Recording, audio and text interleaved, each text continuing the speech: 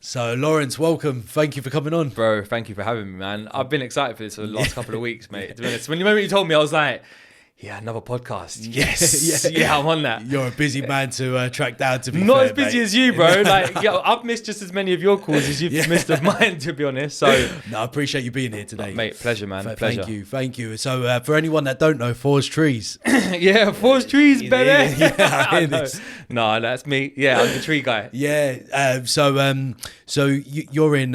You guys are based in Potter's Bar, and what sort of coverage do you guys? We pretty much cover all of London. Most of London. We try to stay towards like the northwest London, but then the more and more people that see our vans, they just keep calling, and then but we pretty much cover most of London, at least everything on the north side of the river. And just from like an indication of scale, like you've got obviously quite a few people working for you. Yeah. So like you've got all the different gangs driving around in.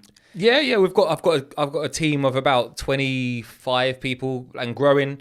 We've got about 7 vans. And yeah, we're growing, man. Yeah. So we're probably one of the biggest tree surgery companies in London domestically.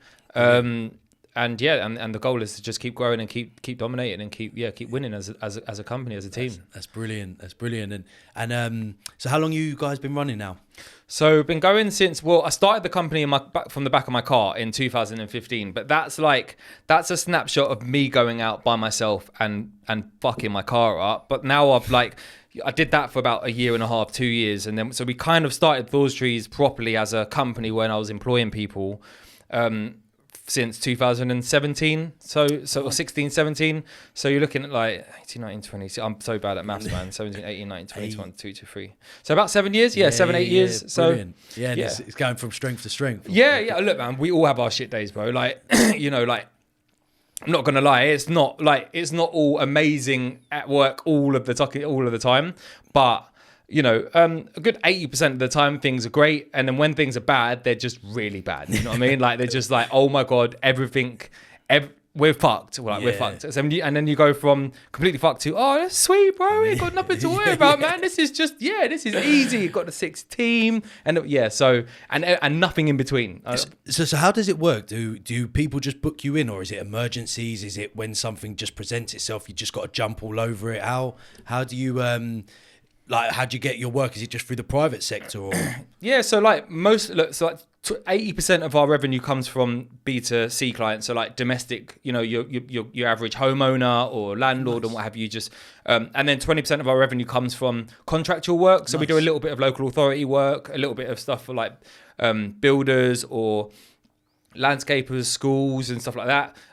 But yeah, I mean, most of our work comes from referrals or people seeing our vans and stuff, and maybe just Google and stuff like that works. But I'd say, good. Like the goal is to be the biggest tree surgery company, providing a full range of arboricultural services to the domestic industry. But obviously, we understand that for cash flow reasons and for like future proof of business, you're going to need the continual work just to get you through them slower periods. Consistency, yeah. And also just to build up. Just to build up a good reputation, you're gonna want to make sure that your systems work for both. Yeah, and do you know what? I've heard this word a couple of times. I don't know what it means. Arboricultural. Arboricultural. What does that mean for anyone? So essentially, an arborist is someone who studies trees. Is like a tree expert. Essentially, okay. It's easier in this day and age to just say tree surgeon because everybody just gets what the word tree surgeon is. But from like an industry perspective, an arboriculturalist is someone who studies trees, understands why, when, who, what trees, things to do with pests and diseases, ecology, how they work within society and the community, and how they work in relation to when they're in relation to everything. A tree surgeon is just someone who can cut a tree with a chainsaw. Yeah. So, but there's a bigger process to go through. Yeah, exactly. Yeah. Like arboriculture is essentially the greater study of trees and its environment and its habitat and the things that it does for the world. Right. And that's arboriculture as a whole. And then you've got tree surgery, which is just cutting trees. Do you know what I mean? Okay, yeah, that's interesting. So what made you want to get into trees specifically? Was there anything or? Well, not really. Like, I mean, I sort of fell into it by accident. Like I went to school and passed my GCSEs and then sort of went to sixth form, failed my A-levels at sixth form completely, miserably. In fact, I got letters in A-levels that I didn't even know you could get. I didn't know you could get X's. I thought it was like A to F or something, but apparently I got a few X's and a couple U's. I didn't know you can get U's. So failed A-levels, and I was sitting at home one day, and my mum was a single parent. She raised us as a single parent, and she was just like, look, I didn't sit around. I didn't work this hard, and then for you to just sit around and do nothing. So she wasn't having none of it. She wasn't having it, bro. Like, she wasn't having it. I tried it, but it worked for a week. But after that, she was like, no, hang on a sec, no. So she was just looking in the local paper, and we saw an ad in the local paper for a college called Capel Manor College, which isn't too far from here, and thought, you know what, I've got to keep mum happy, so let me just quickly go down to that open day. And I just saw these guys just climbing around trees with like chainsaws and ropes and harnesses, and I was just like, yo, that looks pretty sick. Do you know what I mean? Don't get me wrong, everything else in the college looked dead, like they had like veterinary care, animal care, they had like floristry, they had like plants and stuff, and I was just like, no, dead that. But then I saw the tree guys, and I was like, yo, that looks sick. So jumped on the course, committed to that, and then did 2 years there, got my diploma, my national diploma, and then just went out and managed to find myself a job. I was one of the lucky guys that managed to get, someone gave me an opportunity. Nice. Worked for him for 2 years, got fired, and then worked for one of the biggest tree surgery companies in the UK from there as well. To tell me about why you got fired. Well, I got fired from there as well, actually. So we've got two juicy stories here. Yeah. I mean, I don't want to go too far into it because I do respect the guy, and and actually, without him having given me that opportunity, I wouldn't be where I am today. Do you know what I mean? But from an operational perspective, and like, we just wasn't a good values match at the time. Do you know what I mean? And to be honest, I was a little like... You was a natural I was a little shit, bro. A natural entrepreneur, I think. I think we're all little shits. Yeah, exactly. Yeah, and admittedly, like, even me now, I'll chat to him, and like, we keep in touch every now and again. And I know at the time, he gave me so much that although I did get fired at the time, and maybe at the time, did I deserve it or not? That's questionable. And the way that he did it, was it? But really and truly, like, if he didn't give me that opportunity and didn't coach me through how to be a good tree surgeon, I didn't have a father figure as such as when I was younger. Do you know what I mean? Like, I didn't know how to. That he taught me some things that just that I would have never had learned anywhere else. 100%. So I owe that to him. Do you know what I mean? And he gave me a chance. And I always say to people, when people go, when people say, how did you get into tree surgery? Or how do I get into tree surgery? Or how do I get into, it's like any industry, right? It's like someone has to give you an opportunity. Do you know what I mean? And that's it. That's literally the only way. When someone goes, how did you become an electrician? Someone gave me an opportunity. Someone saw something in me that no one else did at that moment in time. Or when you want to be like a videographer, for example, or like, how did you get into it? Well, other than the fact that you had your interest in that, someone has to give you an opportunity.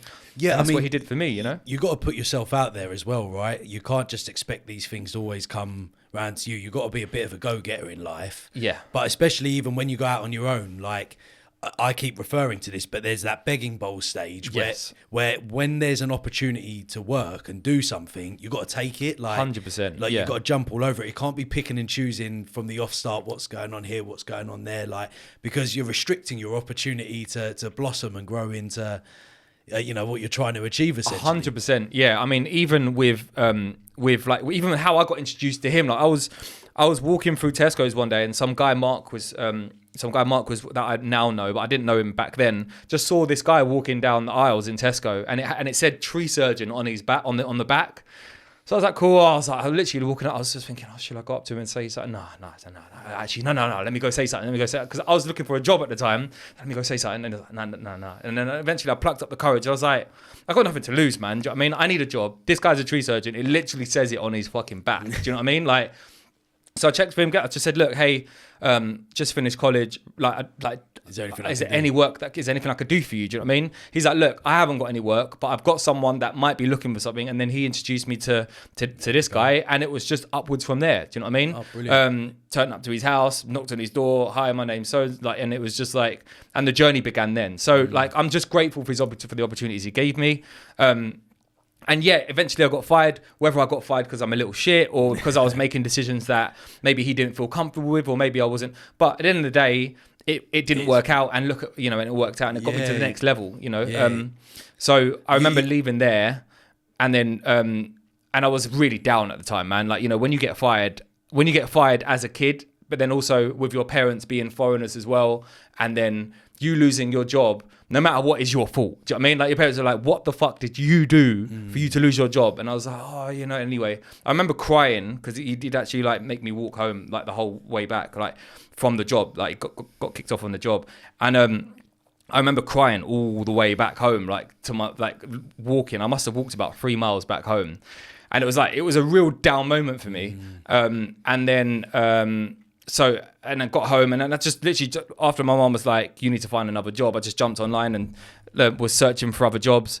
And then all of a sudden sent like filled a form in, and then the next company gave me a call, and I managed to get a job there. And I wouldn't be where I am today if it wasn't for that opportunity that they gave me and what he gave me. So 100%. So you mentioned that you was in Edmonton and your mum was single, or you didn't have what was that like? Because you also got a brother as well, haven't you? Yeah. So I've got a brother, and he's on my team as well. Love having him on my team. Nice. And he's a part of the company. Each other. Nah, man, strangely enough. I mean, we do have a lot of friction. We do have rows in the office, but it's not like at each other. It's more just like we're arguing about the best way to solve a problem. Yeah.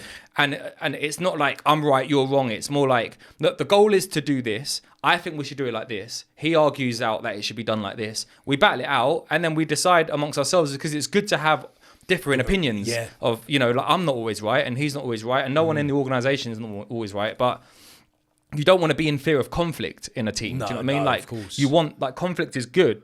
Like, conversation is good. Do you know what I mean? As long as you're arguing out for the right reasons, not off of the back of ego. Yeah. So we get on well. Really love working with my brother. But yeah, grew up in Edmonton. We were quite poor, man. We were. I don't want to say very poor, because there's always someone poorer than you, and I'm not trying to go into that space. So like, but yeah, we were raised. My mum was a single parent. Dad wasn't around all the time. And it was tough, man. It was tough. I remember, like, my mum's probably, as I said to you before, we even jumped on here, like, my mum literally is my hero. Like, she is literally, like, even thinking about it now just makes me want to cry, just how amazing of a woman she is, But yeah, man, like, so she raised us. She had, like, numerous jobs on the go. She would work at Morrison's all day, and then she'd finish work at Morrison's, and she would go out and she'd have a cleaning job as well. So she'd clean someone's house. So she'd go to work. We'd see her for about half an hour between like 6:30 and 7. She'd go to work for 7. She'd work at Morrison's all day, finish Morrison's about 3-4 o'clock. Then she'd go around someone's house. She'd clean their house from top to bottom. She had 4 of these clients. She'd clean their house from top to bottom. And she was amazing at her job, and they loved having her. Grafter. And then but while she was at their house, she would, like, put all of their washing in the washing machine, and then by the time she finishes, it'll go in the dryer. And then by the time she's leaving their house, she'd have, like, these 2 massive IKEA bags of their clothes, all just in these clothes. She'd chuck them in her boot, take them home, and then she'd come home, cook food for me and my brother, and then she'd spend all night, literally, from, like, all I remember from my mum in our childhood is just her ironing. She had this steam iron, and from like 7 o'clock till like 12 o'clock or 1 o'clock in the morning, all you just hear is like just her just ironing these people's clothes, folding them up, putting them back in the IKEA bags, and then back to work the next morning, back at Morrison's, drop the old bags back at the old clients, go to the new client. And literally she did that for years, man, just to keep like the lights on. Do you know what I mean? A natural entrepreneur. Yeah, literally, that's where I get it from. That's literally where I get my hard work drive from. It's just like, that's all I know. That's all I've seen my mum do is work hard and to be able to provide for me and my brother. And don't get me wrong, there were some nights where the electric would just go off and we'd just be like, right, well.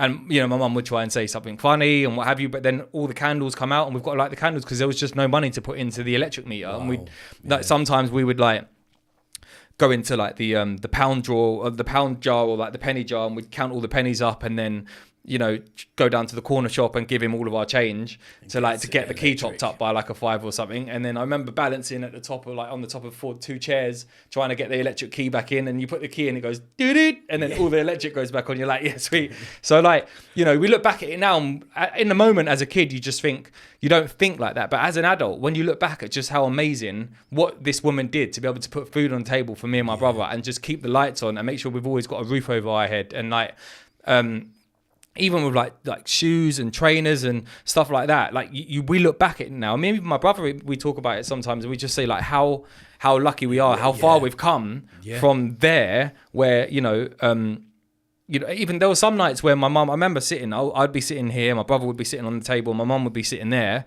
and we'd be eating like rice and liver and butter in the rice as well, and we'd be like, oh, Mum, I don't want no liver again. I don't want it. And she'd be like, let's just eat it. And we'd be like, oh, aren't you eating? Why aren't you? She's like, oh, no, I'm not hungry. I'm going to eat later. But obviously us now as adults, we know it wasn't that she was going to eat later. Enough. There just wasn't enough. Do you know what I mean? So, so we grew up really, really quite from humble beginnings. I mean, even like the liver, for example, right? So where she used to work in Morrison's, that was normally that was just what was left in the reduce section, but we didn't realize that as kids, because no one wants to buy liver. You don't go to Morrison's and go, right, cool, what we get? Let's go pick up some liver. Like everybody's looking for the red meats and chicken hearts. Yeah, do you know what I mean? So she would normally buy a liver or buy things in bulk, and then it would just go in the freezer, and then she'd defrost it and cook it. We'd have things like she was a great cook. She used to make some really good, tasty meals out of what we could get. But, but that's sort of where it started from. Do you know what I mean? So when it comes to all my hard work, my drive, my enthusiasm, started from there.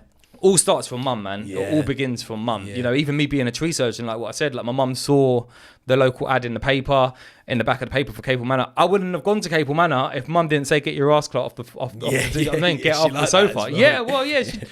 She wouldn't say it like that, but she'd normally say it with a bamboo stick or something, or like something to, no, I'm joking. No, she was a really good role model. She still is. She's still an amazing woman. And, I wouldn't be half the man I am today without her. So love that, bro. And what did your brother just follow in your footsteps behind you, or did he have to go on a different journey? Maybe we'll get him on the podcast sometime. Definitely, man. He'd probably tell you a load of stories that I probably wouldn't want to tell. But man. Look, my brother again. He's like another one of my rocks in my life. I lean on him for advice. I lean on him as a friend as well as a brother. And don't forget, he's gone through exactly what I've been through, if not maybe a little bit protected by me, if I could do that in some ways. But in some ways I couldn't be there for him. Do you know what I mean? We're all just trying to figure out this long road to life, aren't we, really? But yeah, he's my guy, man. I love my brother so much. He works for Forest Trees. He works in Forest Trees. He's great at his job. So he works for you. Yeah. Well, I said when you say for me, he does. Yeah, he does work for me technically. But he's a part of the team and is a key contributor. He's one of the key contributors to the organisation. And he's definitely not there just because he's my brother. He works so hard. He's so driven. If anything, he gets it worse than what anybody else does. Do you know what I mean? He's had to fight his way to get to where he is. If I didn't want to be, I don't want anyone to think that the reason why he is where he is because he's my brother. It's not in it by a long stretch. If anything, I make sure it's harder for him, so then other people can go, Cam is the shit. Do you know what I mean? Yeah, 100%. So was he there at the beginning, or did he join shortly after? Your kind of progress was happening? Yeah, so Cameron was my first ever employee as such. He was the first person I ever took on, which again is like a massive jump. To be able to go to your brother and go, right, I think I've got this thing figured out. We've got enough work. Why don't you quit your job and come and work for me? And then Makes sense. But I mean, there's so many levels to it. You have to believe in yourself just to be able to do that. But also, you're potentially putting your brother's life at risk by taking him on as your first ever employee. But looking back at it now, man, it was one of the best decisions I've ever done. It was a tough one, but I'm so grateful that I've got my brother on my team. I don't hardly see anyone anyway. So the fact that I get to see my brother at work, that's cool. Yeah. It's just tick that other box. Do you know what I mean? Yeah. Do you know what? It's quite similar because I worked with my dad for about 12 years. So being in his shadow, like what you were saying about your brother, like he has to prove his own stripes, and it's probably even harder.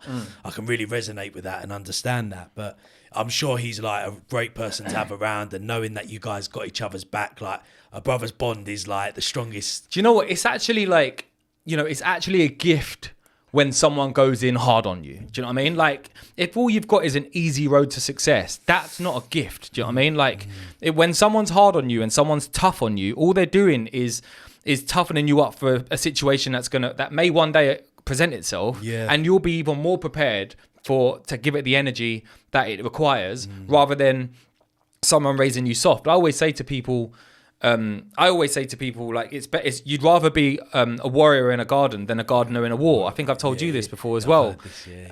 And it's exactly that. Like, a warrior can tone it up in a garden, but a gardener can't tone it up in a war. Do you know what I mean? So you'd rather have a real high level of what's required for you to do in that place, and tone it down and bring it. But yeah, so there's the other saying: hard men make soft times. Yeah, hard. I've always tried to. I know the one you're talking about. It goes round in a circle, essentially. It really does. But do you know what?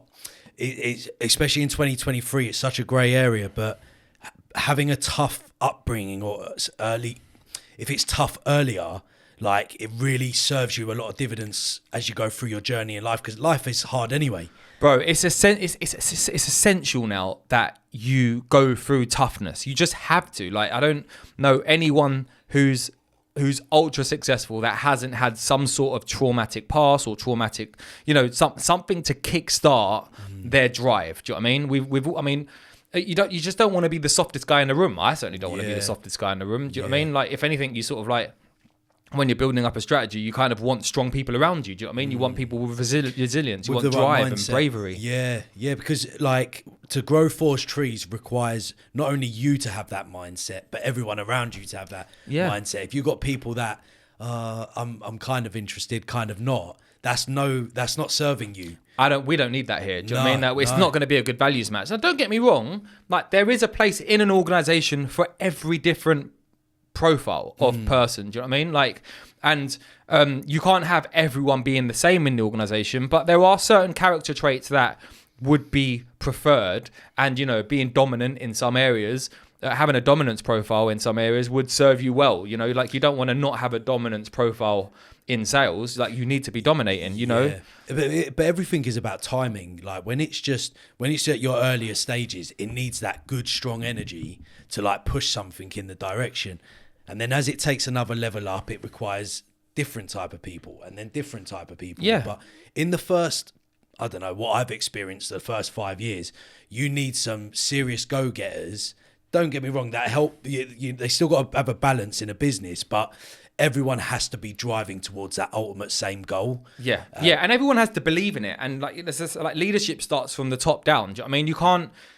You can't just employ leaders and then tell them to get on with it. It doesn't work like that. Leaders need leaders, and leaders need leaders, and managers need, like, everybody. It's an ecosystem. A business is like an ecosystem, right? Like, you don't just, there's like, you kind of need money, and you kind of need professionalism, and there's a load of things that you need to chuck in that pot in order to have a successful business. But if no one believes in the direction that it's going, and it's being led by someone who's completely lost, then you're never going to win. So you're right, you do need people who are dominant, you need people who are brave, you need people who believe in you and believe in the process and trust the process. You know what I mean? And with that mixture of people, and by the way, you need people who are quiet, who are insular. You need people who are like who are who are natural born creatives, but not necessarily extroverts. And then you've got other people who are like, you need people who are just completely extrovert and just love getting out there and love being in people's faces. And because we all complement each other, we complement each other's weaknesses. Do you know what I mean? Or what we don't do. The challenge though is to get them flowing together as well. That's probably the hardest, because with all the different characteristics, I think entrepreneurs have the natural ability to adapt to its surroundings. I understand this person is like this or that person, but to get for sustainability, you need it all to flow. That's literally my job now. My job is essentially to just make sure that the whole machine ticks and the whole machine works, and that guy over there gets on with that guy over there, and even though he has a certain way of communicating, that guy doesn't get offended because he understands that that's not him having a dig on you. It's, so there's like my job now within the organization is to not only make sure that it's a well-oiled machine, but it's just every piston is firing in the way that it should be firing, and everybody's getting on well, and there's synergy within the organization, and everybody knows what direction we're moving in and how to do it, and has support in whatever it is that they need. So have you just learned majority of this on the job? Because knowing that you haven't had a father figure in your life, you've started your own business. Obviously, naturally, you've seen your mum like kick some serious ass when you were younger, so that's nice to see. But as you've kind of gone on this journey, like, have you had much help from people, support, or? Yeah, like I spend a lot of time and money, just as much money as time, on self-development. On me, as hard as it is for me to say this, I almost am I am the most important person in the organization. Like, if I'm not firing from all cylinders, then I can't give everybody what it is that they need. In this, even just this year, I've certainly spent multi 5 figures. I reckon I've spent more than 50. I've definitely spent more than £50,000 on my own personal development just this year, which is huge. I mean, I know it's a big chunk of money, but it's essential to my growth because I don't know. There's some things I just don't know, and sometimes you need to start from within and understand a little bit more about your insecurities and where, what helps me make my decisions and what drives me. And then so there's so many levels to leadership and even management. Like, don't get me wrong. Like, I probably spent the first 4 years of my career as an entrepreneur, as a solo businessman, making mistakes, hiring people, learning how to dismiss people, learning how to fire people, learning how to train people, inspire people, educate people, give people opportunity, take opportunity from people, to learn so many things the hard way. And it's a longer road that way. More painful generally. So painful, and you make mistakes, and people judge you on judge you on your mistakes. 100%. And even though you don't you're sorry for it, but we're just learning. We're all just human beings. No one wakes up and is just fucking sick at business. It just doesn't happen like that. So I spent the first 3-4 years making mistakes, learning how to do things and how not to do things. And then after that, I started working on my own self-development. I've had coaches here and there. I've had consultants now that I work with. I'm now part of a leadership group and mastermind that I'm a part of now, and I've got a CEO coach that I work with. I've got sales consultants that I lean on, in order to be able to help streamline my organization, streamline my leadership, streamline my management. And I feel like I definitely have. I mean, even my team's told me, like, Lol, you've grown so much just in the last 2 years. Like, the way that you handle critical situations or crises is just a lot different now. Now, when I hear news, I'm just like, okay, cool. Yeah, cool. All right. Yeah. And whereas before, I'd be like, oh my God, what the fuck? Who did that? What? You're fucking like, I know, emotions flying all over the place. Whereas now I'm just like, okay, cool. Look, we'll handle that later. Let's just sort this problem out that we're going through now, and we'll park this problem that you've, even though literally the building's about to fall down. Park that over there. Let's just do this one thing at a time. Is everybody okay? Oh, cool. Okay, cool. And then you just shut that door, and then you go, oh my God, what's happening? And I joke. It's a natural anxiety that gets flown around though. You feel it from somebody, you take it on, then you hold it, and then you throw it somewhere else, and it's just like somebody needs to kind of hold it for a second, either let it go, and then use the rational brain, or it just keeps going back into a rut all the time. Yeah, I think another one of the things that I've just learned recently is look, every problem doesn't need to be solved in the moment that it presents itself to you. Do you know what I mean? It just doesn't. Just give yourself some time. Just look, unless literally someone is having a cardiac arrest right here in front of you, just chill. Do you know what I mean? Like, even when it comes to big decisions, like, I've learned now to just be like, okay, cool. Let me sleep on this. Let me just sleep on it. When I wake up tomorrow, I might feel a bit different about this, but I'm not going to do it right now because there are a lot more lives that are potentially going to be impacted from me doing this one thing. Yeah. Because everything has a compounding like cause and effect. Like, do you know what I mean? Yeah. Everything has a consequence. So yeah. And I think like reacting too fast, too quickly, generally is part of the biggest issue. And I've fell prey to that so many times. Someone might just tell you something for the sake of telling you, not to do anything with it. Yeah. Like what? But we think if we don't do this right now, I'm a bad leader. If I don't sort this out right now, 100%. What are people going to think of me? If I'm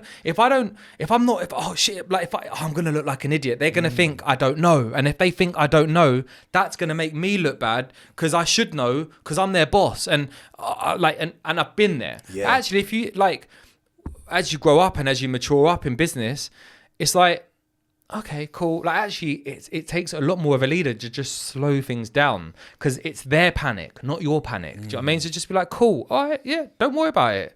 Don't worry about it. We'll sort that out later. It's not a problem. Like let's focus on this, sort this thing out. Thanks for telling me. I appreciate it. Let's sort that out. Let's sort that out later. But for now, park it. It's important. Thank you for bringing it to my attention. But I really need to focus on this right now. And then they'll go, fucking hell, maybe he's a good leader. He's pretty calm. I thought this whole shit was about to fall down, but it sounds like it. Do you know what I mean? And when you're just calm and not reactive, that for me, that's good leadership. You know. I mean, one of the biggest respects I admire about people like yourself is, you know, I've been through it myself. Is that you haven't got. In some ways, you're learning on the job and you're trying to understand things, and you go through so much pain on a day-by-day basis that nobody sees. Yeah. And you take on a big role, and yet people might see through the cracks every so once in a while, but the ultimate, you try your best and you work really hard.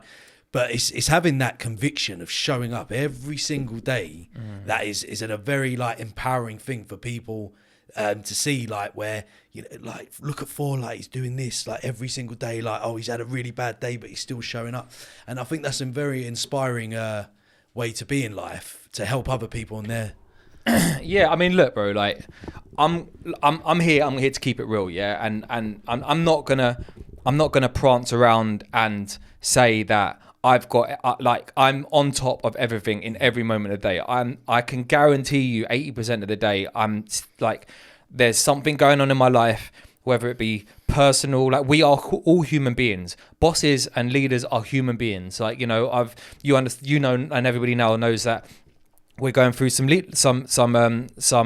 fertility issues at home. Do you know what I mean? And I've got to be there for my wife just as much as I've got to be there for my colleagues at work. Do you know what I mean? And my team need me. But there are times when I get a message from Tash and it's like something about her health and something that she's really anxious about, and I'm trying to be there for her great as a good husband. But at work we've got like one of the things that happened last year, we had a £40,000 insurance claim where one of my vehicles drove into one of the back of my vehicles with a chipper in between. Yeah. So literally you've got a van that's been written off straight away.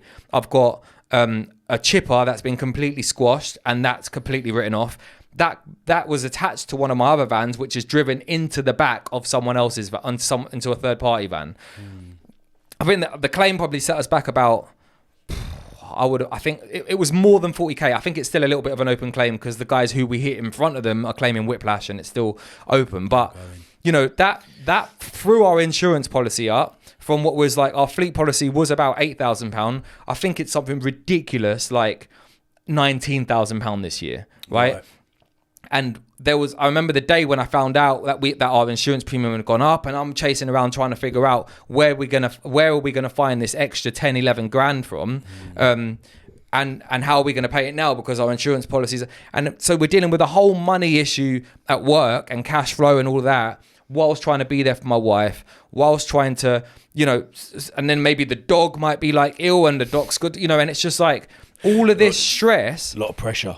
And then you've got an employee who's being a bit of an idiot, or is it's a massive mess. And as well as that, you're thinking about marketing, you're thinking about accounting, you're thinking about finance, you're thinking about HR, you're thinking about vehicles working, you're thinking about compliance and accreditations that you're trying to retain, you're thinking about everything is going off in your head at the same time. And you literally sometimes, I'm not gonna lie, like sometimes I go through days and I'm just like, how long can I do this for? What is this? Is this what business is about? You get through it, but and you try and put on a brave face for everybody, and you try and, you know, jump up on social media and try and show people that, you know, oh yeah, like you try and stay positive. It's courageous. It's, you know, but you know, and putting on a brave face. Putting on a brave face. Yeah, sometimes my way, I've been saying this to you before we jumped on the mics, like my way of getting out of a dark space is to just be positive on social media. And when I get the messages all coming through like, yo, or laughing and what have you, that picks me back up again. And I'm like, yo, all right, cool. I'm on. It's on. Let's go. But, you know, there are other times when like, I'm just really low. You know, you're by yourself. It's in the office. Just like 11, 12, 1 o'clock in the morning. You're trying to get through this particular plan. You're trying to get through this particular contract. You're trying to answer these emails and, you know, build up a strategy to get through this tough phase that you're going through in business. And, you know, it's tough, man. It's tough. So what do you do anything for you, like for your mental health? Do you actually? Did I see you go away to the some racing event recently, or? Yeah, like I try and like you got to look after yourself as well. It can't be business 100% of the time, because this can be your prison or a burden for, let's say, like you got to find ways of keeping yourself in tune. Yeah, I mean, like I try and look after myself as much as I can, but in the midst of business, when life's just so, like when everything's just mad, you're always like people start their own businesses to be more in control of their life. But the moment you have a big business like what we have, you're not in control of your life. You're there to serve your colleagues and you're there to serve your clients as number one. And for me, unfortunately for my family, unfortunately for a lot of my friends, my business comes before everything else, including my own health, you know? And it's the sad truth, but it comes at the expense. So when people go, oh my God, Thor's Trees are this amazing company, they're smashing it. They don't realize maybe they do, but what's had to come as a sacrifice, you know, and the sacrifice is time with your family. You know, I'd love to spend more time with my grandma or with my mum. And as I say, my mum's my hero. I never see her, you know? Like I'd love to spend more time with my friends. I get phone calls from my friends all the time, and I try and call them back as much as I can, you know, but I just can't commit that much time to them. And I know they love me and I love them dearly, but my business is number one priority. I've even had to have some frank conversations with my wife, and she's just like, you know, you're never home. And the messages that I get from her, like, you know, all hate mail, bro, just pinging through the phone. Just like, you're so selfish. You're never home. I cooked this for you about 2 hours ago. You said you was going to be home at this. I get it all, bro. Ping, ping, ping, ping, ping, ping, ping. Like that. My wife loves me. I'm like she's the person that loves me the most, but also sends me the most hate mail that I get from any.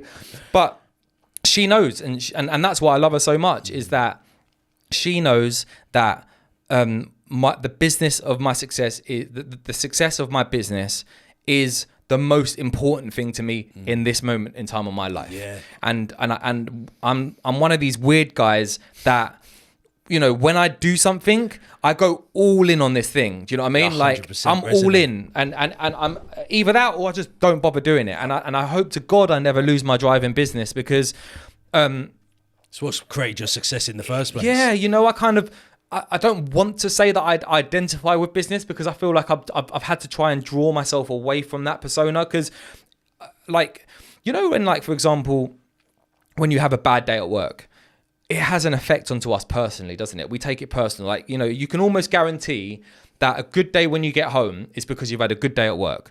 And then a bad day when you get home is probably because you've had a bad day at work, you know? And what I've tried to do now is learn to disattach my emotion from my business life, because like who Lawrence is, who Thor is different, is a different man to who Thor is at work. Yeah. And I'm trying to coach myself to disattach that, because there's professionalism and then there's your actual human being. Yeah. You know, we're emotional anyway, so that's a powerful tool to use. Yeah, and I want to be self-aware, and I want to be like I'm a friend, I'm a brother. What else am I? I'm a friend, I'm a brother, I'm a husband, I'm a grandson. Do you know what I mean? I'm a dog owner. I'm a businessman. I'm a serial podcaster visitor. Do you know what I mean? But like, I'm a social media influencer, maybe. Do you know what I mean? Like I'm a tree surgeon. Like there are so many tags to my name,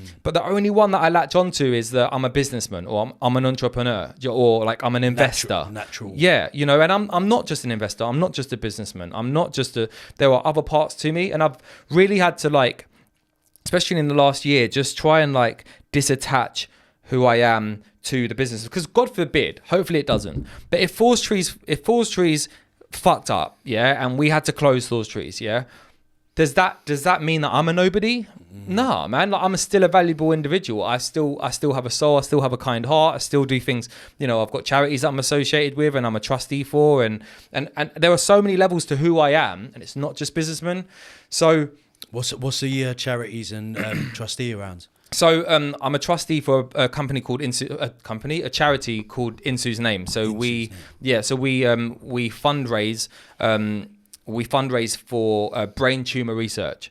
So there's and specifically what we're focusing on right now is called a glioblastoma.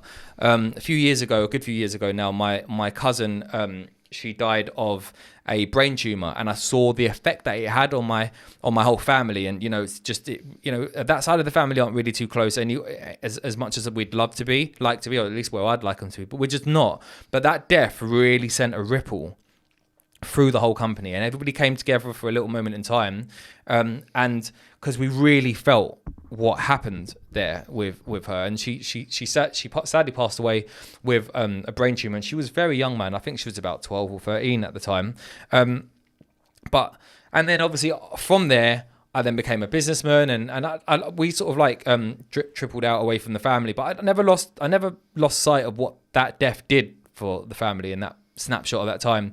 And then I've just always been involved in charity work, and looking at doing things for, like, feeding people for food banks and stuff. I've always done little bits of charity work. But then I was approached by a gentleman called David Taylor, who was the founder, and he was the founder of that charity. He's the chairman. Oh, well, he's not the chairman. He's the founder. And he started this charity called Insu's Name, and it was in response to his daughter dying of a brain tumor. And he just approached me one day, and I'd been fundraising for his charity, and he approached me and said, look, like, I can see what you've done here in business. It's great. It's admirable. We appreciate, and I appreciate all the hard work that you're doing for fundraising. I think at that point I'd raised a good few £1,000s for their charity. And he said, look, I'd love to offer you the opportunity to be a trustee. Like, how do you feel about that? And at that point I was like, one, I don't really know what a trustee is. Sounds cool. Yeah, sounds cool. What's a trustee? And then he went into it a little bit and he coached me through it. So for anyone that don't know, what is what does that revolve around?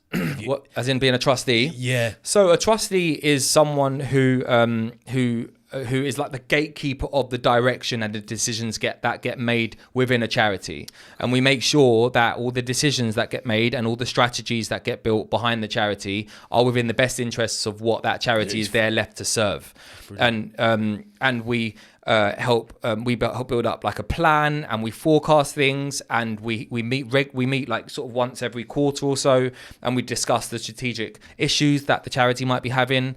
We keep an eye on cash flow. We make sure that we're still working in a direction. So like our goal for the charity is to raise £1 million in the next 2 years, like as a collective. I think that we started it 3 years ago, that goal, and we went on our path to get there.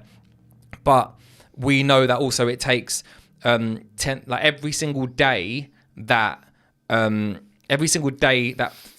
cost to research brain tumor research in the Blizzard Institute, which is where we research brain tumors, the glioblastomas, it costs £10,000 to run it for a day. So the goal is to raise £1 million so that we can fund the research for a whole year through the use of the charity. Yeah. That's a sick, well, send me the details. Yeah, I'll check it out. But also, so there's other charities that I'm involved in. So that one that I'm pretty heavily involved in as a trustee. There's another one that I'm involved in called Transitions UK. They're transitioning over now into one called Caldwell Youth, where I mentor a young boy. His name's Jaden. and I meet up with him every sort of once a week or once every couple of weeks, and coach him through the tough time, the tough start that he's had in life. I can't go into too much detail about what kind of life he lives because of for confidentiality reasons, but he's doing great, and I coach him as a mentor, and we meet regularly. I might go to his school, or I might get him to come into work. I've had him had a couple of work days with me. I'm in touch with his carer. He's got my mobile number. Sometimes I might pick him up. We go to the cinema or maybe go get some food, and I'm just there for him. I'm that intermediary between his carer and the school, and his parents or his mum. And it's just good. So it's just really noble of you. Like, you're kind of giving back to what you almost feel like you might not have had when you were growing up as well. So I'm sure he really appreciates it. Yeah, I know he does, man. And I'm so proud of how far he's grown. I mean, he's still got a long way to go. He's still, but how far he's come from when we first started working together a couple of years ago is immense, and I'm very proud of him. Yeah. You should be proud of yourself as well, to be fair, mate. Oh, but thanks, man. You're still on your journey as well, aren't you? Yeah, So, I'm still learning. I'm still on the way there, man. So I remember when I first saw you on social media a year or two back, and you were doing a lot of skydives. Yeah.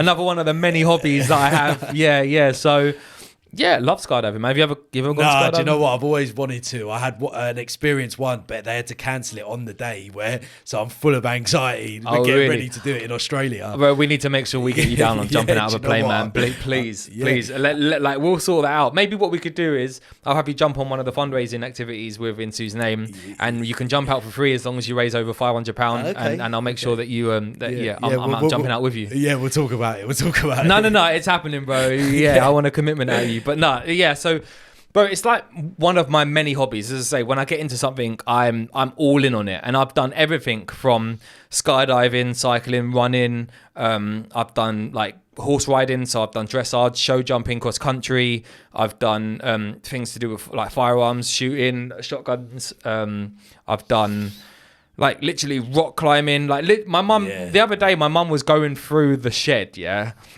Literally, it was last week. She went through the shed and she was like, I've got all of your shit here, yeah? And I'm not keeping it in my shed anymore. So I was like, cool, just bring it around. Like, she's like, I've got about 5 bags. She sent me a picture of it on WhatsApp, loads of like 5 different pictures of loads of stuff. And she was like, circle what you want because I'm throwing the rest away.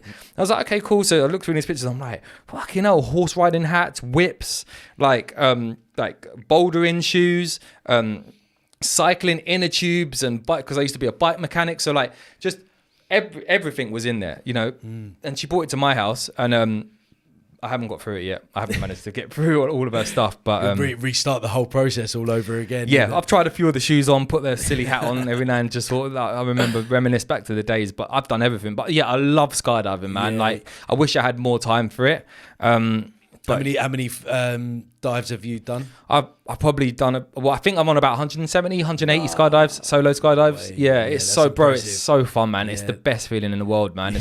But recently I've been trying to get back into golf, so like which is like another hobby that I've got into, and I've just sort of like I just become obsessed. I'm weird like that, man. I go all in on something, get really good at it, and then I'm like, right, cool, completed that. Next. I'm the same. The thing is, if you want to get really good at something, you've got to spend a significant. I think there's like the 10,000 hour rule that if you spend 10,000 hours on something, you can become generally quite good at it. So. Yeah, and I think that's one of the things that I would say is a good thing when it comes to being a businessman. Do you know what I mean? Like, if we do want to do something, we can. It does come at the sacrifice of something or others or time or in your business, but we have money available to us, and we can choose whether we want to invest it in our business, or whether we're ready to just put it towards a little £500 towards a hobby that we've got going on right now. Do you know what I mean? Yeah. And I think like if there's anything that does come from having your own business, it's the ability to do that should you want to. But any good businessman or entrepreneur would just not do it. Do you know what I mean? We just don't stay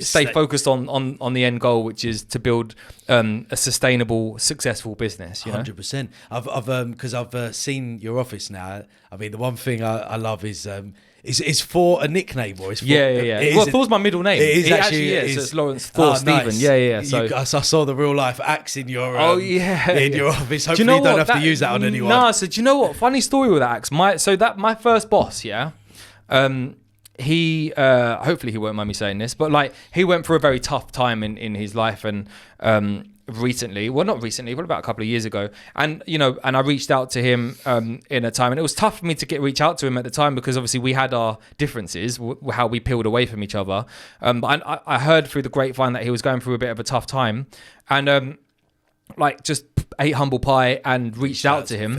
And it was so hard for me to do it because I wasn't sure how he was going to respond. Like, you know, I wasn't sure whether he was going to actually physically kill me for turning up to his front door or be grateful for me being there. And you didn't turn up with the axe, did you? I didn't turn up with the axe, no. But I was there with him. I sat down with him, and I was just open and real with him, man. To be honest with you, I explained to him, as I said, because he was going through a tough time. I was able to just be open, honest, and real. And I said to him, like, you know, I think part of the reason as to why he was in this mindset was maybe some of the things that he'd done in his life, or just, you know, just trying to overcome some of the previous traumas. I mean, he had a tough upbringing as well, that guy. So obviously he's just trying to make sense of some things in his head. But I feel like I owed it to him to go up to him and just say, look, man, like, even though we've had our differences, like, I still am massively grateful for the things that you've done for me. Like, I appreciate this. Like, I wouldn't be who I am today if you didn't give me that opportunity. I wouldn't be who I am today if you weren't tough on me in those times. Do you know what I mean? 100%. I wouldn't be the man I am today if you hadn't given me these little snippets of advice as a father figure. And I said to him, like, you know, at that time I was like, look, man, you really were like a father figure to me, and I do appreciate you. And that's where we sort of rekindled our relationship from that point, because it wasn't always there. And as a thank you, after he'd got through it and it came out the other side, he actually made me that axe. So that axe that's actually on my window, that's on my windowsill. He handmade it. He hand carved it. And then there's like all these electrical, I'll show you when you've probably seen it, but there's like all these electrical shock marks all through the handle. And then coming back. Yeah. So he made, and it's like he literally he connected these two electric things and made these electric things. It's mad, bro. It's hand carved and it's handmade all by him. And he presented it to me one day and he just said, look, I just want you to have this. I just appreciate what you did for me back then. And you know, that's and so that's the story about that axe in my office. And mate, I'm so grateful for him, man. And I've even seen, like, you've got your skydiving jacket there. Yeah, so I've got like a QP. I've got like an Arsenal shirt hanging up. Oh, the Arsenal shirt. Yeah. So an Arsenal shirt hanging up. I've got because it's just a good conversation starter, right? Yeah, it's my 100%. office. I'm sitting there, and you could be a little bit overwhelmed looking around my office, like, oh my god, I'm in the boss's office and all this rubbish. Brilliant. So like when I've got guests around, I've kind of got it's strategically placed, right? So you walk into my office, and I've got this massive desk, and I've got screens and everything over in the work side of the office, and then I've got a massive sofa, haven't I? The big black sofa, and then I've got on silver hooks, I've got like an Arsenal shirt. I've got my skydiving rig, so the helmet and the parachute, and then I've got a work jacket, right? Okay. And it's like a Thor's Trees t-shirt normally, or Thor's Trees work jacket. So the first thing someone says when they come in, by the way, I never used to be into football. I used to hate football. I literally thought football was like a waste man sport. I was like, you man are all just running around, like, get it. So like, okay, cool. But I realized when like a few years into business that football's great because it's a community. Do you know what I mean? It's great because I could support Arsenal, you could support Tottenham, or I could support Arsenal, you could support Chelsea, you support Tottenham. Arsenal. Arsenal. Yeah, okay, yeah. cool. I was gonna say I'm sorry about that, but so like, you know, but it's just a way of just igniting a conversation. Do you know what I mean? Like my landlord's an Arsenal supporter, so when he comes into my office, we're talking about Arsenal from the moment he sees that in my office. If a Tottenham supporter comes in, we're just catching joke about how. Do you know what I mean? Yeah, that's right. Yeah, you know. We've got a serious Spurs fan in our place. Oh, really? Serious Spurs fan. Like he walks around with his head like low down these days, but it's yeah. You should keep it there. Scum. So I've got the Arsenal shirt there. That starts conversation. Then I've got the skydiving, and they're like, oh, what the hell is that? And I say, like, it's my skydiving, it's my parachute, it's my rig. And again, it just brings up conversation. And then obviously the next thing is work, which is the whole reason why you're in this room anyway. So it's like football, skydiving, you're a crazy motherfucker. And then like, okay, cool, let's get on to business and work. So it's strategically placed, and it's also just good ornaments as well. It is nice ornaments, yeah. Like I've also got my massive Craig David like thing. Have you seen like the shrine Craig David? I met him recently, yeah. My legs nearly gave way, yeah, they did. But it's cool, like, yeah, and I'm glad I got to meet him now. You know, some people say like, don't ever meet your hero, don't ever meet your idol. Meet Craig David. I met him, bro, and like, oh man, he's so real, man. I can't wait to one day meet him again. I hope he remembers who I was when I met him. I've got pictures of it, like even like when my wife like surprised me with this podcast thing that he was doing, and so I got to watch it in the crowd and stuff, and I managed to slip out in time and catch him. David. So like and as he was walking, as he come off the stage, I was like, right, now's the time for me to leave. I need to leave because I want to catch him on the way out. So I left, and then I like literally just caught him. I managed to get his book, and it was signed. I managed to get a picture with him. That's and like amazing. We had a little catch up because he was literally on his way. His entourage was trying to get him out, and I was just like, oh Dave, like and he just came over. I actually managed to speak to him one-on-one as well while he was on stage, because I got to ask him an interview question, and like, yeah, I would never forget that day. I even said to my wife, that's one of the best days of my life. Like literally one of the best days of my life. Massive Craig David fan. Like if I ever met Craig David again, one, I hope he remembers me, and two, like, I want to just bond with him, man. Like what he got me through when I was a kid was like real open and real, man. Do you know what I mean? Like my mum, as I say, she was a protector, right? So the reason why I'm into him so much is because my mum never used to let me buy CDs that had a parental advisory sticker on it, innit? Right. So like, and back in our era, it was yours did. So you was that kid that used to want to go around your house, Eminem, do you know what I mean? Marshall Mathers and all that. I was not allowed to listen to any of that music. Mum was like, absolutely not. Even So Solid Crew, parental advisory. So I'm like, my mum never used to let me buy it. So Craig David was the only single, the Born to Do It album was like the brown album with him and his headphones over like that. That's it. Yeah. That was the only album I was allowed to buy. That was the only one I was allowed to listen to at home. So that was me. From that point on, he got me through all the tough times when I was, feeling lonely, when I was feeling like sad or what have you. It was the one thing that I knew for certain, the words to that track. And I just geeked out on it. And now I'm an adult and like, I can buy and do whatever I want. I've probably seen him, no lie, I reckon I've seen him probably about 6 to 10 times in the last year, like live. Gone to his TS5 sets, like really, yeah. Like cool. And I'd go. Hopefully, I'm going to get enough time to go to Ibiza this year and see him perform his TS5s in Ibiza Rocks. I've gone to Ibiza Rocks a couple of times in the last couple of years.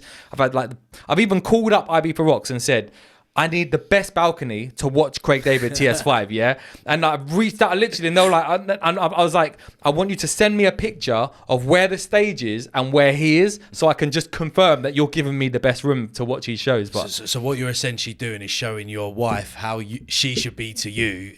So you're trying to set the tone. Yeah. Let's keep my wife out of my love for Craig David. Yeah, like joking.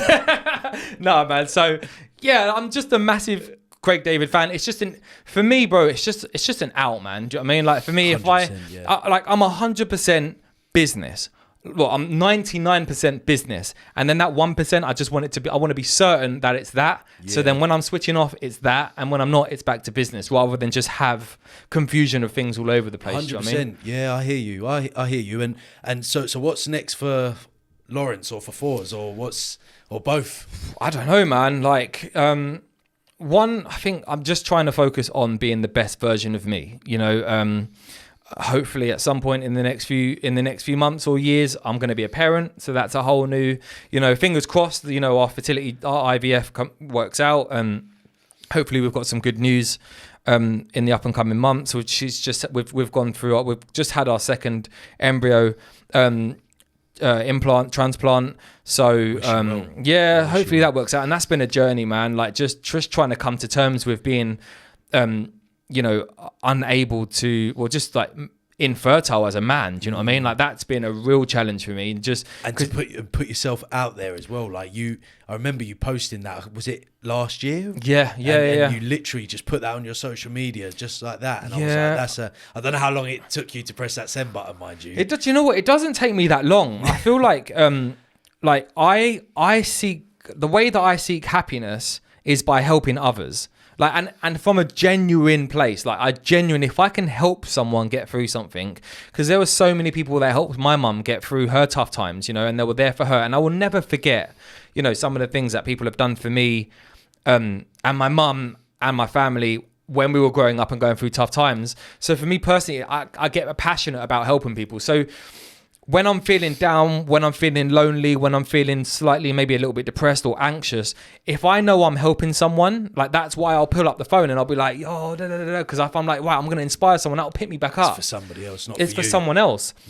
And it's the same thing with this fertility journey, really. And it's like, yeah, every part of my body was saying, like, well, every part of my mind was saying, like, this is, you should probably not talk about this. This is very insensitive to others, and like, don't do that. Like, you're completely alienating yourself away from everyone else. But the more I open up about it, and the more I talk about male factor infertility and the impact it has on people's lives, people always think that you not being able to have kids is normally a woman problem, but they never think that actually it is a male problem. 1 in 6 men have infertility issues.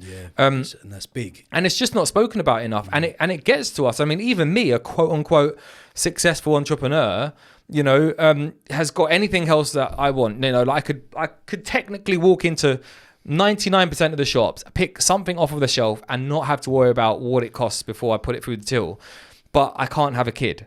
Do you know what I mean? I can't naturally conceive. Yeah. And that's tough to process. So if I and I've got friends, I've got loved ones, I've got family, I've got everything else, but I just can't figure out how to have kids. Do you know what I mean? And it's tough, man. And it's a very lonely, isolated, scary place to be. So what you're basically saying is, by kind of putting it out there, and hopefully people can relate to that, so they're not, if they're going through something similar, because most people go through these things on their own, this is your way of kind of reaching out to people and just letting people know they're not alone. You're not alone. Like, if you think I'm here, I'm not here. I'm here. I'm with you. Like, we're all in this together.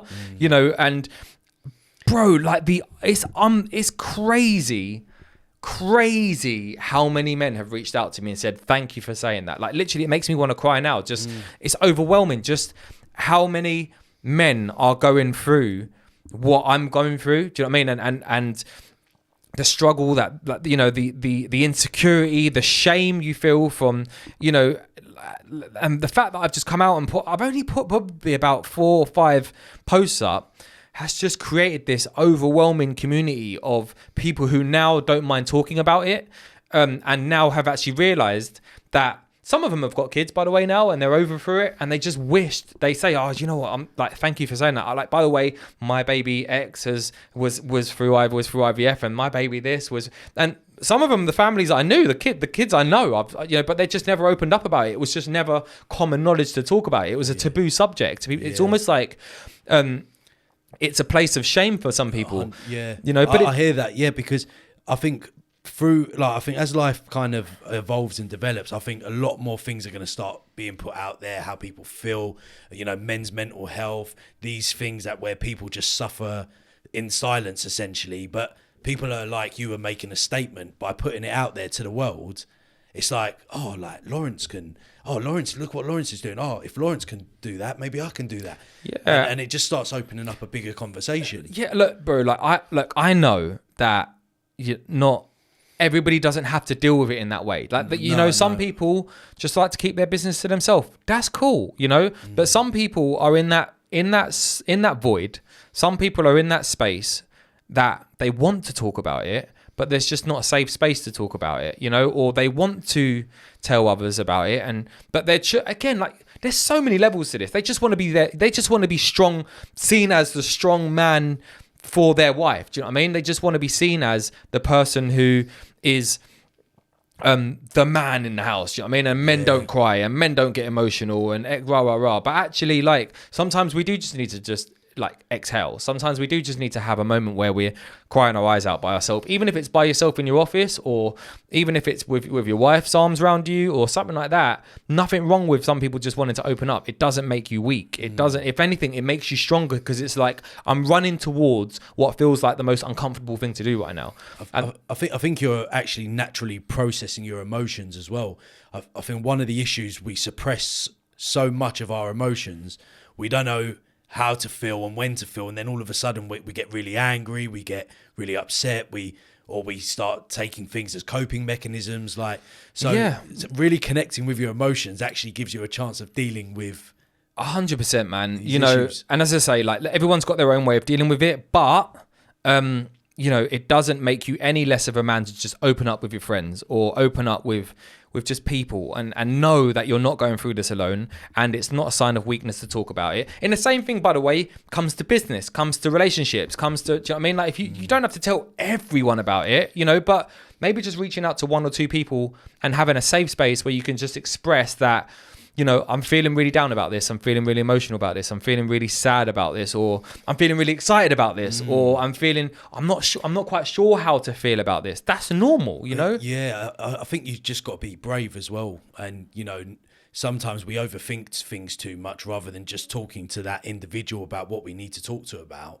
And it's somebody being brave in that conversation to say, does this sit right with me, or rather than harboring feelings and then it turns into something bigger and worse. I haven't quite figured out why it is that I can't have kids naturally. I haven't figured that out. I mean, I have had surgery. I've had to have a bilateral varicocele removed, which is like a varicose vein on both of my testicles removed surgically. But I don't know why it is that I've got such a low sperm count. Is it through my DNA? Is it through stress at work? Is it through diet? Is it through the tight trousers and jeans that I don't know what it is, yeah? But so it just goes to show there are other people out there who are super stressed out at work, who maybe have had bad diets or maybe have got bad genetics or something. It's cool. It's completely normal. Do you know what I mean? We are all human beings. We all go through it. No one's perfect, and even if on paper, someone like me might look at my social media and be like, yo, this guy's got it all together. Like, I haven't. There are moments in time in my life where I completely break down. There are moments in my life where I feel completely lost, where I'm not quite sure where to go. I'm not quite sure who to talk to. I haven't quite got that thing figured out. Do you know what I mean? And that's an okay place to be. Like, just own it. You'll figure it out. It's growth. You will get to the other side of that door. You'll get to the other side of that, wherever it is that you feel like you're stuck in. Yeah, I hear you. You just got to keep going. Yeah, man. Yeah, definitely. I really appreciate all the wise words today. Well, I've just given you my side of the story, bro. Do you know what I mean? Like, and I'm just trying to have fun with it. And I'm hopefully someone out there can listen to part of my story or my whole story or some of it, and maybe seek inspiration to take the next step or make that jump. 100%. Or someone can look at me and not have me so high on a pedestal and reach out to me. You'd be surprised how many people don't reach or take a while to reach out to me on social media or just approach me, in the streets and stuff. I've had people say, I saw you the other day, but I didn't want to come up to you. And it's like, bro, come up to me, man. I want to chat to you. It's cool, bro. I'm not Will Smith, bro. You could chat to man. Do you know what I mean? I'm not this celeb. I'm not this superstar, bro. I'm a human being. If you see me on road, come up to me, chat to me. Do you know what I mean? Maybe approach me. So I don't think you're going to try to rob me first or something. Do you know what I mean? But just come up to me. I'm a real human being, as are you. And I love connecting with people. And I've had to learn to connect to people over the years.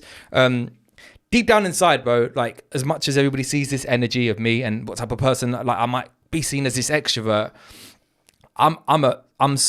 sometimes I just want to just be by myself. My happy place is at home on my sofa after a long, hard day at work, cuddling my dog, watching stupid things on TV or on my phone. That's my happy place. Yeah. And I know that loads of other people can relate to that as well. When you get home after a long, hard day at work, you just want to be on the sofa, watch something stupid on Netflix or on your phone, maybe cuddle your dog and fall asleep on the sofa. Yeah, which is all human beings, man. That's your time. I hope people I hope people are inspired. I hope people are find it useful. Find this podcast useful. Yeah. Hopefully I've given you some value here. Yeah, you definitely have. Yeah, thank you. And it's nice to see from where you came from and where you are today. So I'm hoping this will inspire people if they're going through something similar or a similar journey to just reach out and reach out to us, reach out to yourself. Yeah, man. Just help. Connect, man. Definitely reach out to you, reach out to anyone. Just reach out to someone. But look, at the end of the day, when push comes to shove, when someone might look at me